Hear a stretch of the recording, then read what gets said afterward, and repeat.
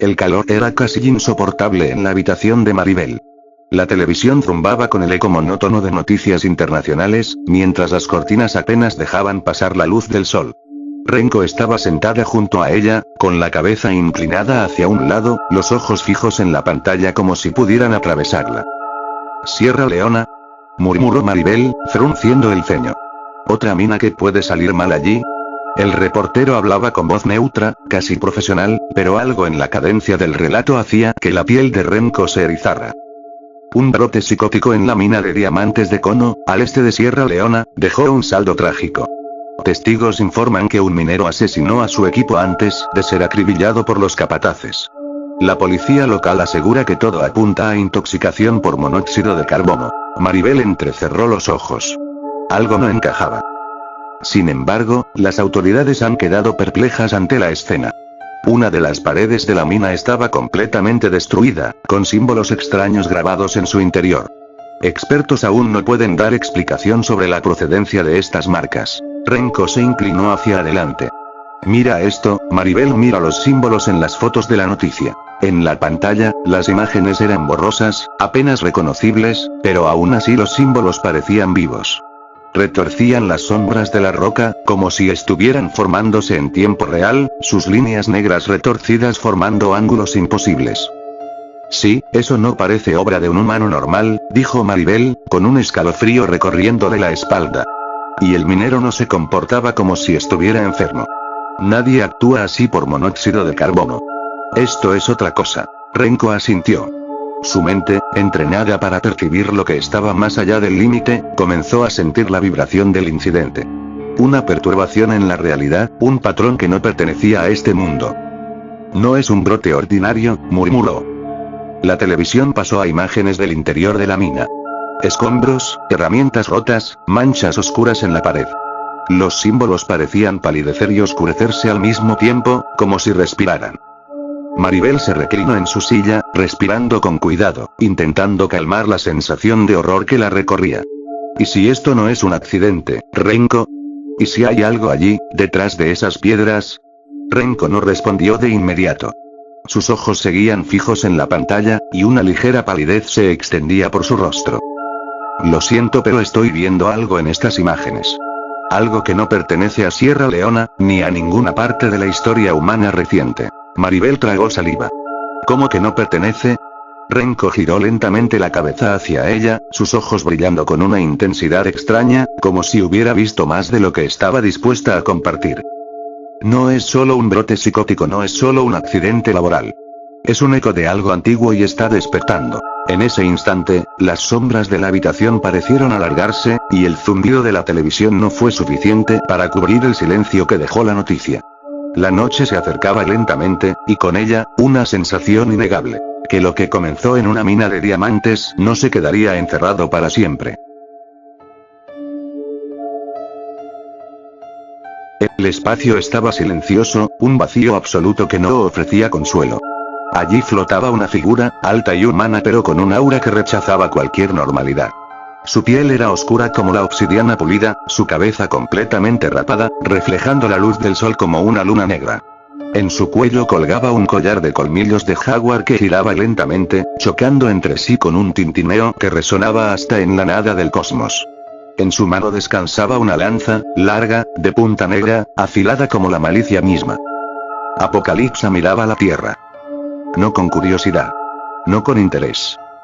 Con asco. Las ciudades parecían hormigueros ridículos. Humanos corriendo de un lado a otro, tan pequeños, tan triviales, obsesionados con su placer y su dolor. Pero entonces algo llamó su atención. Japón. No por la violencia humana, no por los bosques o el mar, sino por un eco extraño, un desfase en la realidad. Como si la materia se doblara sobre sí misma, formando un patrón que no correspondía al mundo que conocía. Apocalipsa frunció el ceño. No entendía lo que era, pero sabía que algo se escondía allí, algo que alteraba la armonía natural que ella despreciaba. No podía tocarlo todavía. Estaba débil.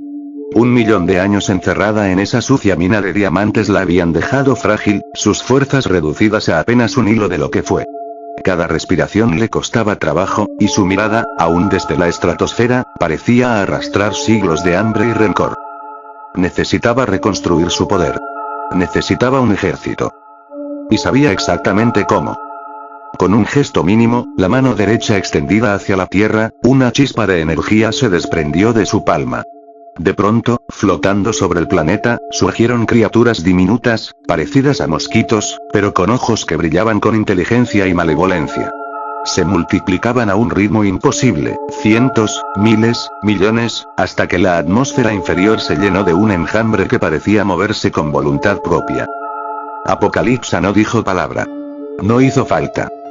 En lengua yoruba, la llamó mentalmente. Aunojubja caras cruzadas. Era el nombre de su ejército, el vector de su juicio, la extensión de su voluntad. Los insectos comenzaron a dispersarse por todo el planeta, viajando hacia cada continente, cada ciudad, cada rincón donde la humanidad mostraba su hipocresía y violencia.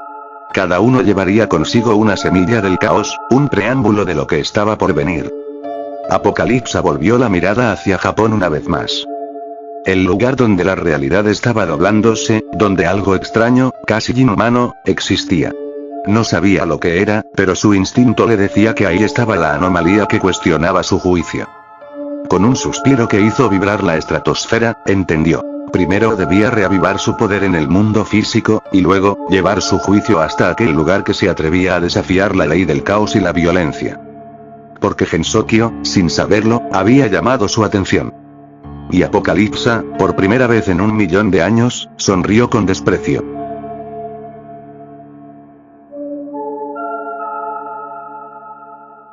Al principio fueron cifras.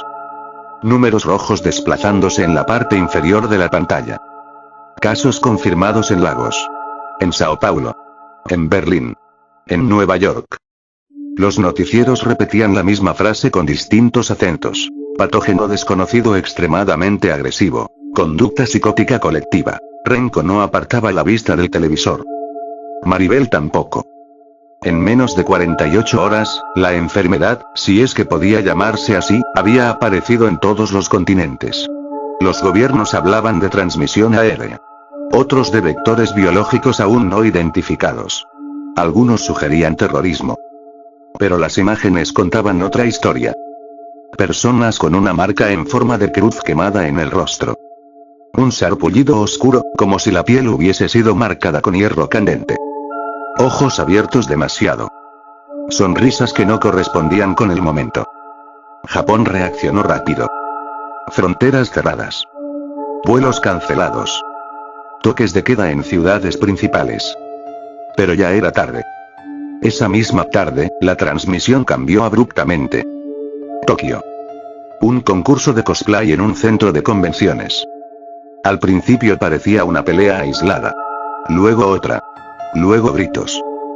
Después la cámara cayó al suelo. Cuando volvió la señal, el presentador ya no estaba en el estudio. Un comunicado urgente apareció en pantalla. La voz era temblorosa, forzada. Se declara estado de emergencia nacional. Se confirma brote masivo en el área metropolitana de Tokio. Las fuerzas de autodefensa han sido desplegadas. La imagen cambió otra vez. Un mensaje grabado, oficial. El emperador ha sido infectado. Silencio. Renko sintió que el mundo se inclinaba ligeramente. Luego la frase final. Un vuelo de evacuación partirá en 30 minutos desde el aeropuerto de Haneda. Ciudadanos seleccionados deben presentarse inmediatamente. Maribel abrió la boca para decir algo. No llegó a hacerlo. El sonido fue seco. La puerta de su apartamento explotó hacia adentro como si algo la hubiese embestido con el peso de un automóvil. Astillas. Polvo. Un olor metálico. Entraron 3 figuras. Sus cosplays estaban destrozados. Restos de alas falsas, pelucas arrancadas, maquillaje corrido mezclado con sangre. En sus manos, cuchillos y baits cubiertos de un rojo aún fresco. Las marcas en sus rostros no eran maquillaje. Eran quemaduras vivas. Una de las figuras sonrió. Demasiado. Renko tiró de Maribel hacia el pasillo trasero. Intentaron llegar a la salida de emergencia. Pero al mirar por la ventana lateral, vieron sombras trepando por el edificio. Más rostros marcados. Más sonrisas abiertas. Estaban rodeadas. Entonces llegaron los disparos. Secos. Precisos. Coordinados. Un equipo de policías irrumpió en el apartamento, moviéndose con violencia entrenada. Los infectados cayeron uno por uno. Uno de los agentes agarró a Renko por el brazo. Muévanse. Directo a la patrulla. No hubo tiempo para preguntar. Las empujaron escaleras abajo. En la calle, el mundo ya no era el mismo. Gente corriendo. Incendios pequeños que empezaban a crecer.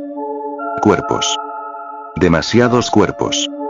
Y entre ellos, personas caminando tranquilamente con la cruz marcada en el rostro, observando, eligiendo. Maribel se quedó quieta un segundo. Sintió algo. No miedo. No exactamente.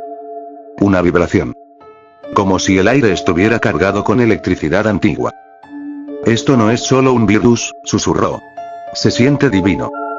El policía que las escoltaba soltó una risa áspera. Dejé de creer en cualquier dios hace una hora. Subieron a la patrulla. El motor rugió. Mientras avanzaban, el agente continuó, sin mirarlas. Vi a una abuela con esa cruz en la cara persiguiendo a un niño con una podadora de césped. Vi a 3 chicos meterle helio por la garganta a un chihuahua hasta que explotó. Silencio dentro del vehículo. Si hay un dios detrás de esto, añadió, no merece oración. La patrulla dobló una esquina. Más disparos. Más humo. Tenemos que llegar al aeropuerto, dijo el policía. Sacarlas de aquí. Aún estamos recogiendo sobrevivientes. Miró por el retrovisor. Sus ojos estaban cansados. Aunque viendo cómo está la situación tal vez ya no queden muchos. Maribel volvió a sentirlo. Esa energía. No era caótica. Era deliberada. Algo estaba observando. No desde la ciudad. Desde arriba. Y en algún lugar, muy lejos de allí, en la estratosfera, Apocalipsa contemplaba cómo su enjambre florecía. Y sonreía. La patrulla llegó al aeropuerto entre columnas de humo. El cielo estaba cubierto de un gris sucio, no de tormenta sino de ceniza. El avión ya rodaba por la pista. Renko salió del vehículo antes de que se detuviera por completo. «Esperen», gritó, aunque sabía que nadie podía oírla. El avión levantó vuelo. Durante un segundo, hubo alivio. Un segundo. Entonces el cielo se abrió. No como una grieta. Como una herida. Una línea negra descendió desde la estratosfera con precisión imposible. Una lanza. Obsidiana pura, absorbiendo la luz. Atravesó una de las turbinas. El motor explotó en un destello naranja. El avión perdió estabilidad, inclinándose grotescamente antes de caer más allá del horizonte urbano. El silencio que siguió fue peor que la explosión. La lanza no cayó. Se detuvo en el aire. Luego regresó hacia arriba. Hacia su dueña. Apocalipsa descendía lentamente, flotando sobre el aeropuerto, su figura recortada contra el humo. Cabeza rapada. Piel oscura como piedra volcánica. Collar de colmillos girando lentamente. La lanza regresó a su mano. Y entonces gritó. No fue un sonido humano. Fue una vibración que atravesó huesos. Los cruzados, cientos de ellos dispersos por la zona, se congelaron al instante. Literalmente. Inmóviles. Como estatuas esperando órdenes. Renko dejó de respirar. Maribel sintió la presión en sus oídos, como si la realidad misma estuviera tensándose. Los infectados comenzaron a caminar. No hacia víctimas. Hacia ella. Se reunieron bajo su figura flotante, formando un círculo irregular. Ni Renko, ni Maribel, ni los policías fueron atacados. Eran invisibles para ellos. Por ahora. Apocalipsa habló. No en japonés. No en inglés. En yoruba. Pero las palabras no necesitaban traducción, la intención se sentía en el aire. Su voz era grave, antigua. Declaró que en ese territorio había algo que no encajaba. Algo que no era natural. Una energía divina. Diosas. La palabra resonó como una acusación. Cada muerte, dijo, cada acto de violencia ejecutado por sus caras cruzadas, la fortalecía. Había recuperado el 87% de su poder. Sus hermanos en otros continentes ya se movilizaban. Robaban armamento. Tomaban arsenales. Aprendían a usar las herramientas de los mortales. Pronto llegarían. Luego sonrió. Dijo que los cruzados no eran una plaga. Eran evolución. Una especie liberada de la mentira moral. Y ella sería la única diosa que gobernaría esta nueva era. Entonces mencionó algo que heló la sangre de Renko. Un portal. En este territorio. Un pliegue en la realidad. Un lugar que no debía existir. Y añadió algo más.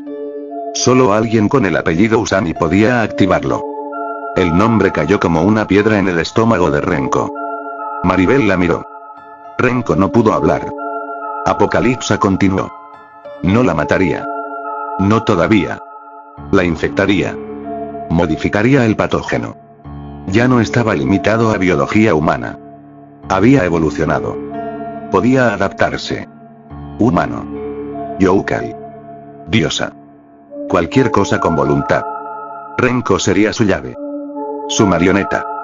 Su puerta hacia ese mundo escondido. Hacia ese lugar que desafiaba su principio. Apocalipsa alzó la lanza. Gritó de nuevo. Los cruzados se dispersaron como una marea negra, corriendo en todas direcciones, coordinados, buscando. Buscándola. El policía tomó a ambas por los hombros. Ahora. Corrieron. No hacia la ciudad. Hacia el campo. Horas después, exhaustos, alcanzaron las faldas del monte Fuji. Se ocultaron entre árboles oscuros, respirando con dificultad.